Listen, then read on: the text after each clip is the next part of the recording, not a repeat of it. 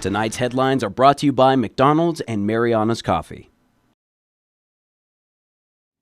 Good evening, Commonwealth, and thanks for watching the Channel 2 News. I'm Sakurako Halstead. And I'm Dan Shore. Let's take a look at tonight's top stories. At first light this morning, the annual Good Friday trek up Mount TAPOCHAO. Also tonight, CUC petitions to raise fuel adjustment charges by over 80%. And declining travel demands cause a big-name hotel to scale down operations.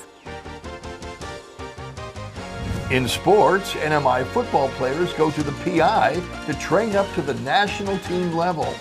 Stay with us. These stories and more are next.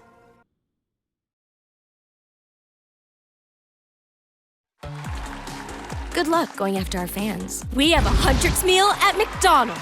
You mean the Saja Boys breakfast meal? Ours has Ramyeon McShaker fries. Ours has hash browns. Hash browns. Zoe! It's a battle for the fans.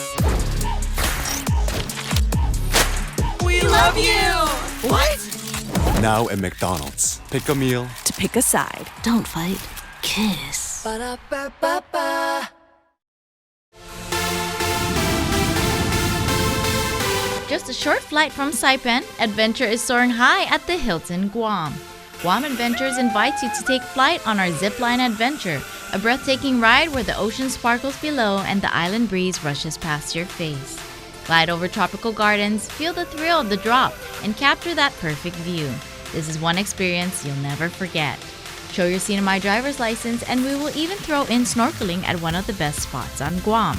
Because adventure shouldn't just lift your spirits, it should lift you right off the ground. Book now and take your trip or layover to new heights. We can even pick you up. Book now at guamadventures.com.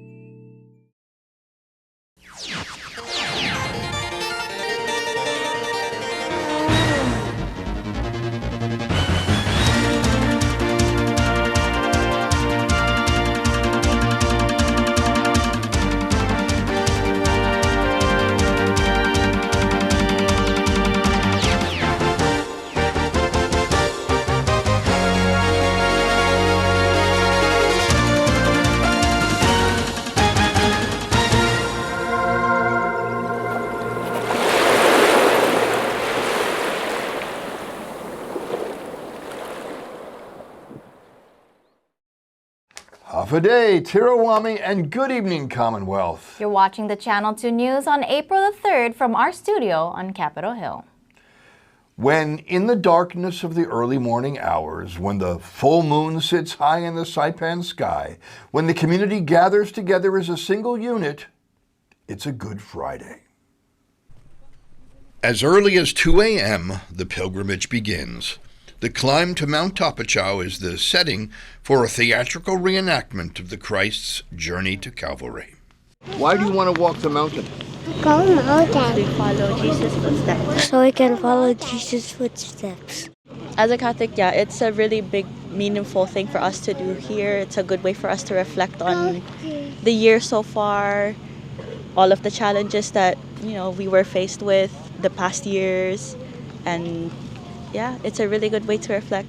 It is 3:57 and we are ready to go up Mount TAPOCHAO. We can get closer to God in this with a lot of people and the community of God with the people here, and get to know other people also, and yeah, just know more about our island too. The bumpy trek to the top of Saipan's highest peak in the pre-dawn hours is no easy task. We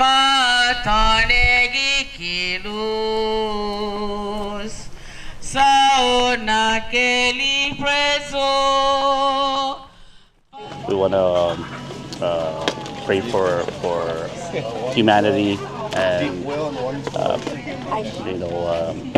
have that tribute. We need this. We need more of these types of events. Given all the challenges, but since growing up, in Saipan, it's always nice to see us getting together for these types of events.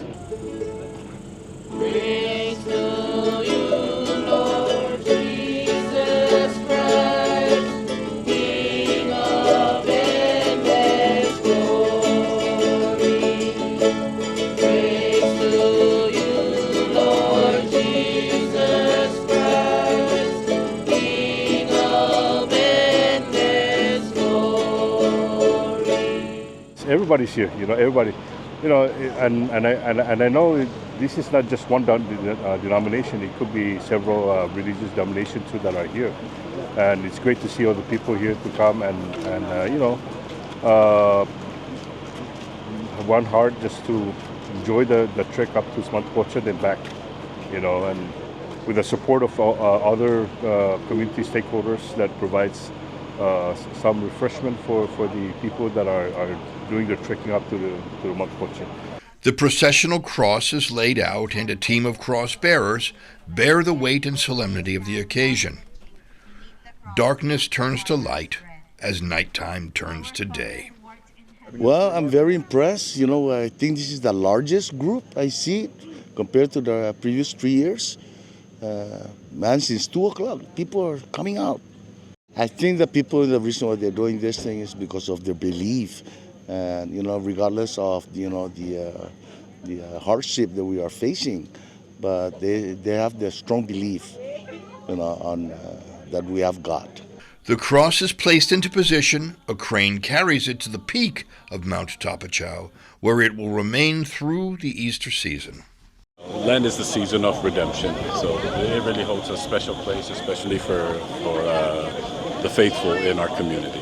I guess you can call it almost like a penance, but it's if anything, it's a promise to myself to try to commit to this every year, rain or shine.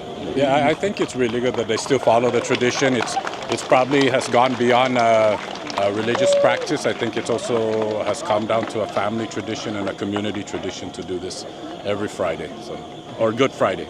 Well, Easter means, traditionally, this is today's Good Friday, so this is where Jesus was, he was crucified, and as we saw earlier this morning, people are walking up the mountain, up to Mount TAPOCHAO in honor of that. But for me, this whole event is really about, what I believe and helping set that core belief as a guiding principle for my life. And so this little pilgrimage that we do here in Saipan, this is really, this is an example of the struggle that I face myself. Because this is not easy. I'm not the most active person, but I was willing to do this, for my Lord Jesus Christ. So for the core belief, this is, my guiding light on how I live my life, how I want to treat others, how I would like to be treated, the mark that I leave on this world, and, the kindness that I want to give. I'm not sure if everyone who does this is Christian or not, but I love how it brings the community together. I think it's great. I think it's really wholesome. It's certainly, coming from the mainland U.S., something like this is kind of hard to find. It's a Good Friday. Utility officials say there's currently no fuel shortage on island, but without a major increase for ratepayers, load shedding could be in the future. As fuel prices surge worldwide, the Commonwealth Utilities Corporation says more increases in their fuel adjustment charge is here and coming. Following an increase in March from 19 cents to 22 cents, beginning April 1st, an increase from 22 cents to 24.5 cents is being implemented.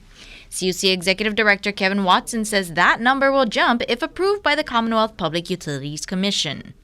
We've actually were notified that of a major increase that will take the FAC that we petitioned the CPUC for to 44 cents from the present 24.5 cents. If the increase is not approved by CPUC, Betty Terlahi says CUC is looking into what's called load shedding. So it's stretching out your fuel.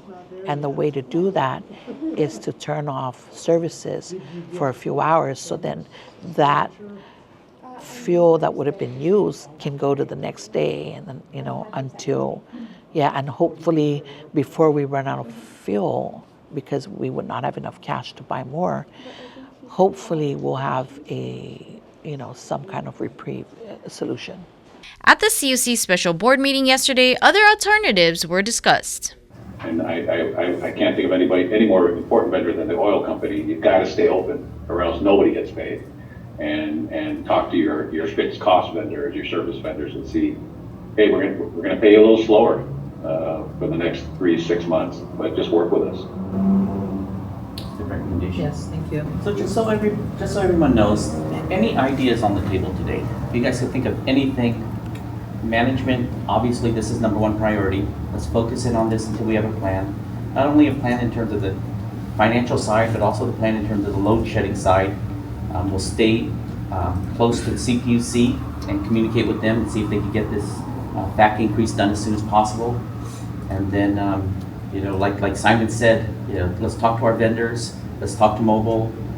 We'll continue to provide information to the governor's office and the delegate's office, and we'll see where we go from there. The increase in fuel price against the charges to the ratepayers is said to cost CUC about $4.2 million a month. Every day of delay is, what was the number again, Betty? 140,000. Yeah, 140. 140. Yeah, $140,000 a day. And, again, we're paying the higher prices for the mobile fuel with the next delivery, but we won't get the money from the higher rates for, 30 to 60 days. And so, I mean, I'm struggling to figure out a way to get through this without external help, but we may not be able to do it. We don't want to do this, but we're doing the best we can to make sure we impact the community the least. And so working with the leadership is trying to, let everyone know that load shedding is not a good option. It's going to impact the economy even more. It's going to, even raising the rates is not a good thing, but unless there's a subsidy, there's not much we can do about it, right? We're just going to have to figure out how to get the money to pay for the fuel, to give you the power, to give the community the power. We are, diligently working to keep the rates low and working with our vendors to control the cost. And we have a meeting with Mobile next week to discuss options. Another major shift in the NMI's tourism industry as Saipan World Resort has announced a temporary scale down of operations, citing declining travel demand and rising costs. Our Chris Nelson has more. The resort says it will begin reducing operations as part of a long-term sustainability plan, and while the hotel is not closing entirely, it will stop accepting reservations from Korea and other overseas markets starting May 10th, a significant move as Korean visitors have historically made up a large portion of Saipan and the hotel's tourism base. Resort management says the decision comes amid ongoing instability in global aviation, rising fuel surcharges, and a sharp drop in occupancy levels. General Manager Jaewon Ri says the goal is to reduce financial pressure now while preparing the property to return stronger when market conditions improve. The resort emphasized that it will remain open in a reduced capacity and will focus on facility improvements and service upgrades during the period. What does this mean locally? Well, at the moment, the hotel is planning to operate the beach, water park, and some rooms for local business. Banquet operation is still pending with headquarters. This development adds to a growing list of tourism-related closures and slowdowns in the NMI. Grand Rio Resort has currently stopped operations. Last year, Tea Galleria shut its doors, and Pacific Islands Club has closed for the month of May, all seen as signs of continued strain on the visitor industry. With Korea flight cuts already impacting summer travel, industry officials say the coming months could be particularly challenging for hotels, businesses, and workers tied to tourism. More details on the scale of operational changes at Saipan World Resort and the broader impact on the local economy are expected in the coming days. Chris Nelson for the Channel 2 News. Air travel in and out of the Marianas is going through its season of ups and downs. Fuel costs and visas are set to factor into the operations. Saipan International Airport sees a mix of decrease and increase in flight connectivity. The executive director of the Commonwealth Ports Authority says as one market announces a pause in operations, another proposes to double their flights. Well, last week, T-Way announced that they are suspending their flights for summer schedule. And then Hong Kong Airlines is proposing to add 2 more flights in May, so hopefully that will go through. Yeah, that's about it that we have. Of course, there is a lot of things happening out in the global world, right? We have the war in Iran, so that's affecting a lot of energy costs, a lot of costs associated with fuel costs. So we should be expecting to see probably additional costs to tickets, and hopefully we're hoping that we don't have any more cancellations due to fuel costs. As global fuel costs spike, Philippine Airlines makes their debut back to the island on their inaugural flight this week. Marianas Visitors Authority Managing Director recognizes the challenges. It's a very challenging environment right now for airline operators, especially given the recent crisis. We're all noticing that the gas prices are increasing, so we can only imagine what that would mean for airlines and for operating aircrafts. So, given this new route access with the Philippines, it's really definitely some good news for our islands. When asked about the continuation of flights in regards to the current fuel crisis, Philippine Airlines regional head says this. Well, we're constantly monitoring the situation right now. So we work with our industry partners and our suppliers to make sure that the information that we have in terms of fuel prices, etc., and of course the supply of our fuel is sustainable at least for the foreseeable future. Head of Grounds Operations for Philippine Airlines says this has been a busy week for them. Very busy out of Manila. We have challenges also, facilities at the airport, and the number of people traveling, especially during this Holy Week. And safety is in place, security is in place, and the ground people are very busy right now. Philippine Airlines officials say they hope for a long-term partnership with the CNMI. Philippine Airlines is celebrating our 85th anniversary, and we're glad to be back also here in Saipan. And we hope that our flights here will be here for long term. And of course, we again rally for the support of the community to make it possible. And probably we need also help regarding the visa. I think they extended it for the Chinese. Maybe they can do it for the Filipinos. That would be beneficial also for this flight, for these connections.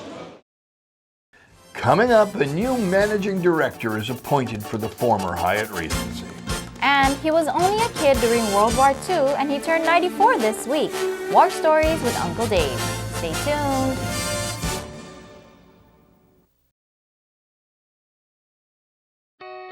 Looking for resources about Marianas history, culture, and more? Well, check out the Northern Marianas Humanities Council's collection.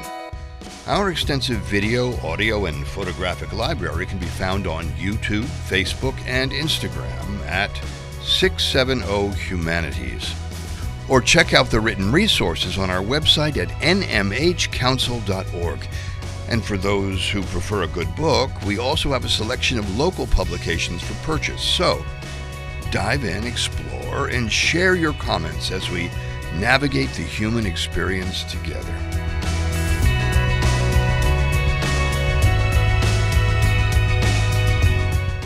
There's so much bad news, but you know what I have to say? It was a good Friday. And Operation Grandpa.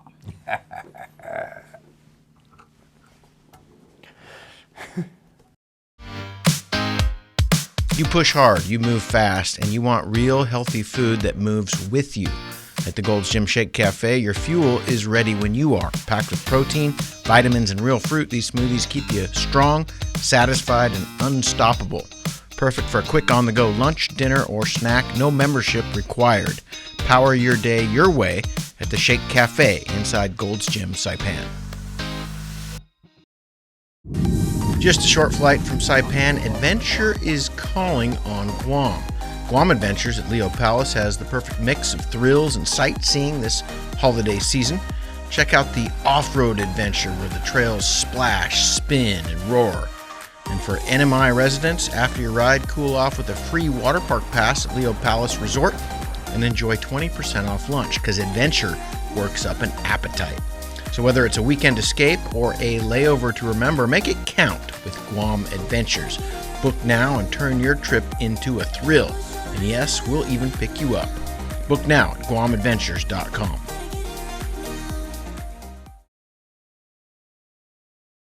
Welcome back. You are watching the Friday night edition of the Channel 2 News.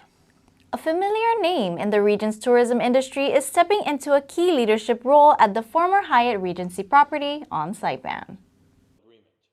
Bart Jackson, current chairman of the Commonwealth Ports Authority Board and former general manager of Pacific Islands Club on both Saipan and Guam, has been appointed managing director of Marianas Beach Resort.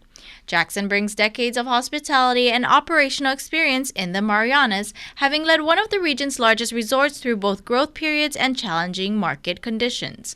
Jackson recently left his role at Bridge Capital and will take over management duties that were left open after the departure of Gloria Kavanaugh. His appointment comes at a critical time for the local tourism industry as hotels navigate reduced airlift, shifting visitor demand, and broader global economic pressures. Industry observers say Jackson's deep local knowledge and track record in resort management could play an important role in stabilizing and repositioning Marianas Beach Resort in the months ahead. In a constantly changing world, the fluidity of language can reflect the fluidity of cultural change.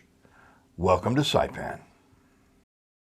Not too long ago, if you were to look up the word chill in the dictionary, you might get a definition like an unpleasant feeling of coldness in the atmosphere.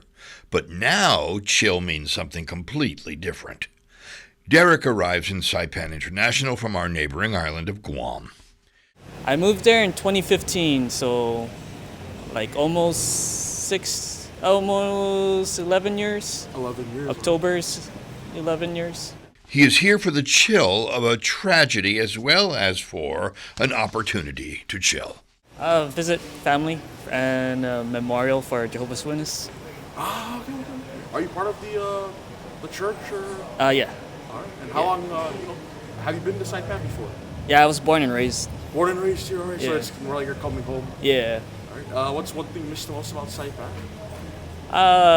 It's cleaner, and the people and the pace is chill. Ken is also from Guam. He has family on island as well as work as an engineer. We work with the local government, municipal work, with CUC and DPW. Oh, okay, so you're working with them. Right? And have you been here before in Saipan? Oh yeah, many times. What's one thing you really like about Saipan? Oh, it's very chill. I like the vibes. I like the food. It's just a lot more calmer and relaxing than back home in Guam. I'm always happy to come up. I wish I could always spend more time here, but life is life. So, but I enjoy it here. Hope to come up some more. Jaron and Adonis are sadly separating as Dad is heading off to Okinawa to continue his Marine service. There is a gentle chill in the air surrounding his departure. Oh, one thing I miss the most, I guess, is it would be the culture of Saipan and also the family. The family? Yeah. And you only have a son, or do you have other kids as well? No, just this one. Just this one right now. Thankfully. It's more like the culture we have here on Saipan. We could approach anybody like family. Unlike when we're in the States or in Okinawa, you approach somebody and it's a little weird for you to just approach a stranger, right? But over here we're free to express ourselves any way we please, so. There is the warm chill you feel when the water and the air are clear and the family is inviting. And then there is the chill that you feel when you are hugging your child before departing in wartime. Welcome to Saipan, and adios. Happy birthday this week to David Sablan, who turns 94. He was just a young boy when American forces landed on Saipan during one of the most intense battles of World War II in the Pacific. Today, He is one of the few remaining eyewitnesses to those events. If you want to understand what happened, you can read a history book. But if you want to feel it, you can still listen to Uncle Dave. Tonight, we revisit a story from our archives as told by Mr. Sablan, who remembers it like it was yesterday. We designated 3 or 4 able men to come down at 4 o'clock in the morning, cut sugar cane, bring it back up, and that was our food for the day. We did that every day until July 2. So for a month, almost a month, you're 3 solid weeks we were up there, nothing but sugar cane. Wow. It's funny how I kept my teeth. These are original teeth, by the way, except one of them. But then on that last day, on July 2, the able-bodied men went down for the sugar cane, only to find that they ran into Japanese patrol. So they hid for about an hour. After the danger passed, the men headed back to the cave, only to be spotted by American forces peering through high-powered binoculars from the decks of their ships. This 3 or 4 people crawling into a cave. So they sent a patrol up there, led by a fellow named John Sullivan. And they went around and tried to locate the place where they were told to look for, only to find that there was only a crucifix that they saw. And they stuck around for a couple hours trying to locate the entrance of the cave until the baby cried. There was a little baby named Conrado Guerrero. Now he's a big boy now, but he cried, and that gave the 3 boys, 3 Marine men, a confirmation that there were people in there. So they just blindly yelled right against the cave in broken Japanese, "Shinpai nai de, detakoi," means without worries, come out with your hands up. And now this is serious business because these guys they don't know who's inside. They don't know if they're going to get fired on by Japanese resistors. So this is probably a tense situation. Huh? Very, very tense. We were ready to die in that cave. I mean, we knew exactly that we're going to die anyway, right? So the second time that this John Sullivan yelled in, my dad jumped out and said, "I surrender," with his hands up. So right away they were intrigued by this fellow that spoke English, and he said, "Oh, you speak English?" He says, "Yeah." "Oh, is your name Elias Sablan?" He says, "Yeah." He says, "We've been looking for you." Sablan says what they expected and what happened were 2 completely different things. Were you afraid of the Americans? Is that why you didn't come out earlier? We were told by the Japanese that they will kill all the women and all men, and will take the women back up to the ship. We didn't know what to expect. They also told us that Americans were wearing those hunters, Sarah Johnson's hunter's hat with crisp shirt, stocking, and white short. Well, we found different because John Sullivan, the sergeant, was only 4'9" and a dirty face, and it was wearing a dungaree, so it was quite a contrast from what was described to us in Japanese time to what we saw when we came out. Sablan's father spoke 7 languages, and the Americans wanted to use him as a translator. Sablan says he was given a machine gun to carry down the hill. 1 Marine had the gun. The other 2 gave their gun away to us to gain our confidence. So all the way down from the cave, all the way down to where McDonald is today, we dragged this, the carbine was bigger than me, but God knows I was dragging it down. Coming up in sports, an 8-month-long soccer academy comes to a close with a training camp in the Philippines.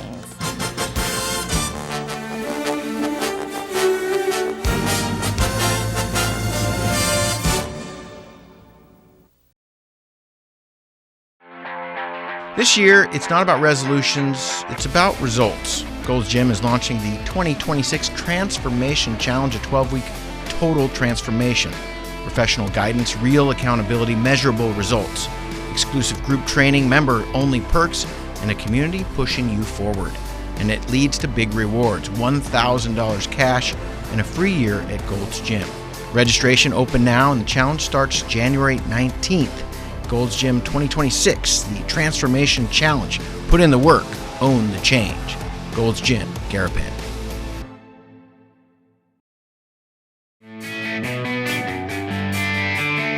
From sunrise to sunset, Saipan is full of adventure.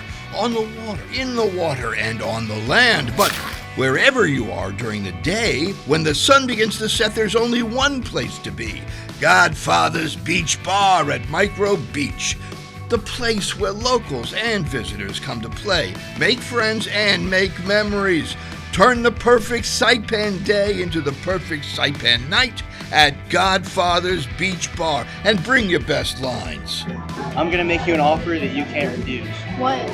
Come join the family at Godfather's Beach Bar, where sunsets, laughs, and legendary nights all come together.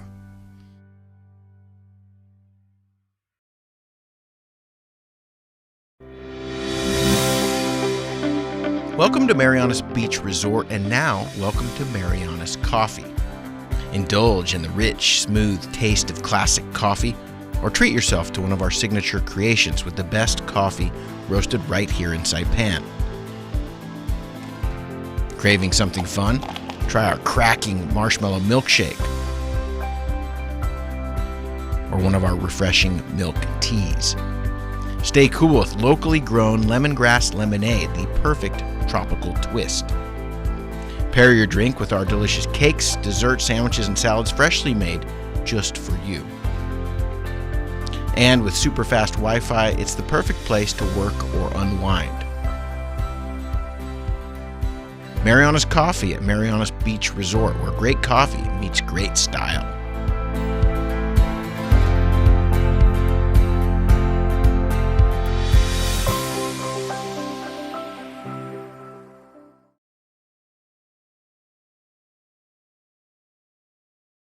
At Marianas Beach Resort, come to the edge of the ocean and experience the best sunsets on Saipan at Skipper's Beach Bar. Open daily from 5 p.m. till 9 p.m., Skipper's is the perfect place to unwind with great friends, great weather, and stunning ocean views.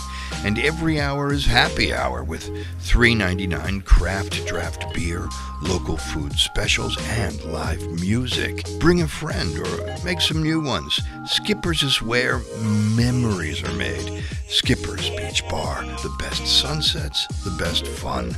Come join us tonight. See you at the beach. When I think of you sometime, want to spend some time with you, just the two of us. Buenas sports fans.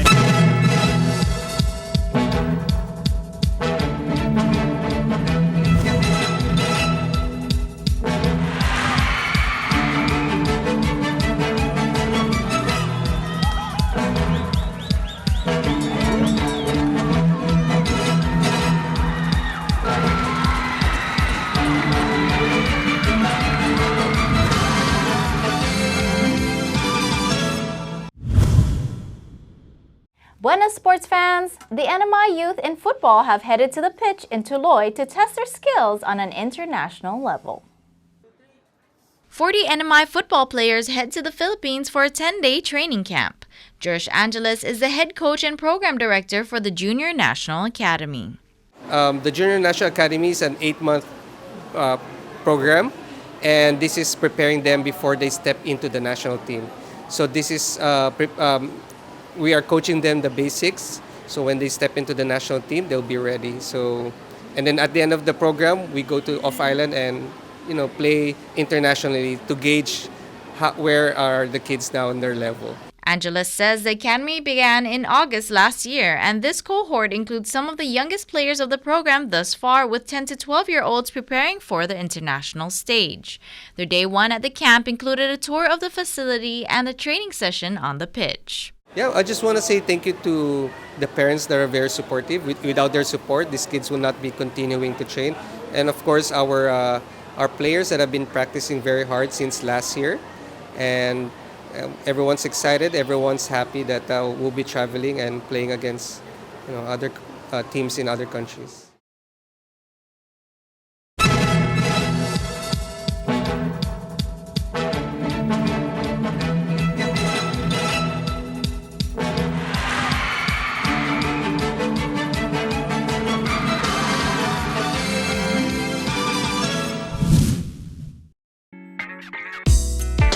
I love Marianas coffee from Joy Me for a cup. I think you would be really happy.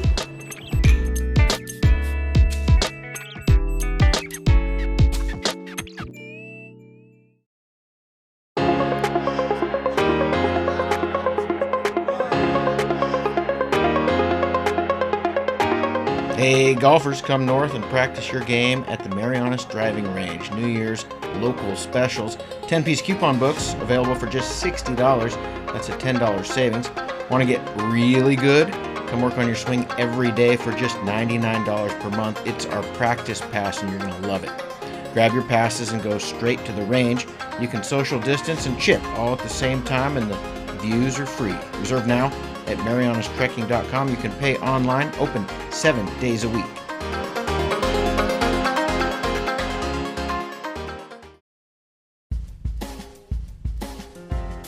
Here's the weather. This Good Friday night is forecast for a mere 20% chance of isolated rainfall with low temperatures of around 78 degrees to accompany mild offshore breezes. This Easter weekend should be balmy CNMI with only a 20% chance of isolated showers, making for really beautiful beach weather. High temperatures of around 87 degrees during the day, cooling to around 78 degrees in the nighttime hours. The sun has set at 6:30 p.m. and will rise again tomorrow morning at 6:11 a.m., just in time to start painting those Easter eggs for Sunday celebrations. And when painting those eggs with watercolors, notice that the reds, the yellows, the oranges, the greens, and the blues can all be seen in the sunsets over the waters of our islands. Good Friday, Happy Easter, and I will see you in the water or on the land. Well, that's news, sports, and weather. Thank you for joining us, CNMI. Have a happy Easter and pass over to next week. See you next week.